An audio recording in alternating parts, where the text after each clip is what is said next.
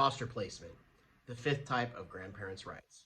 Hi, I'm Tulsa Attorney Justin Mosteller, and today I'm talking to you about foster placement, which is the fifth and final installment in our five-part series about the different types of grandparents' rights in Oklahoma. Now, foster placement is a little different from everything else we've discussed. When foster placement happens, it's because DHS has removed the children from the parents because of some safety concern.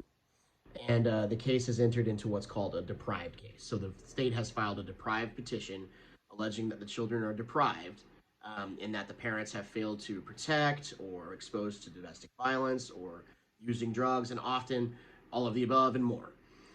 In that situation, DHS is obligated to work for what's called a kinship placement, which is placement with the family first. They have to make active efforts to try and place the children with the family member. And there's also a statute in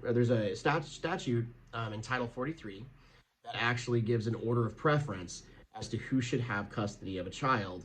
Obviously, number one is the parents, but number two is grandparents. So in terms of kinship placement, kind of the perfect perfect spot is a grandparent kinship placement. Now, when you are, when DHS does choose to place the child with you, the child is not in your custody. The child is still in the state's custody, and so you'll really need to be diligent about doing what DHS says to do and maintaining compliance with their rules. So, for instance, if DHS says no visits with mom or dad, that are unsupervised or need to be professionally supervised, then if you bring the parents over and just allow them to have visit with the children, at that point that's violating the rules. And DHS doesn't really wait around for an explanation. They just act. And at that point, they can move to remove the child from the foster placement and relocate. Now, you do have some rights as a foster parent in the state of Oklahoma. And if the child has been placed with the foster family for more than 6 months and is being removed and placed with a different foster family, you do have the right to file an objection to that removal and have a hearing before the court where DHS has to explain their rationale, and you have a chance to rebut their arguments. So really the name of the game in foster placement is it's a temporary arrangement. The goal in a foster placement is to rehabilitate the parents so that they can regain custody.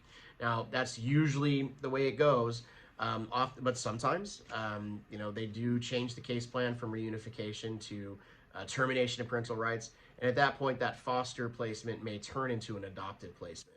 But that really does require that you, keep a good relationship with DHS throughout this process. DHS really is in control in these type of cases, and the courts generally follow what they suggest without much question. Now, I have seen courts rule against a DHS proposal or removal, but it is rare and difficult. So really, if you can stay on the good side of DHS, follow those rules, you'll be in the best position to take care of your grandchildren no matter what happens. Whether it's reunification or adoption, you'll be in a good position to be there for the grandchildren. Hopefully this has kind of explained what foster placement is like and what it involves. If you have any questions, or if you currently have a foster placement and have an issue with DHS, feel free to reach out to us. We'd be happy to help.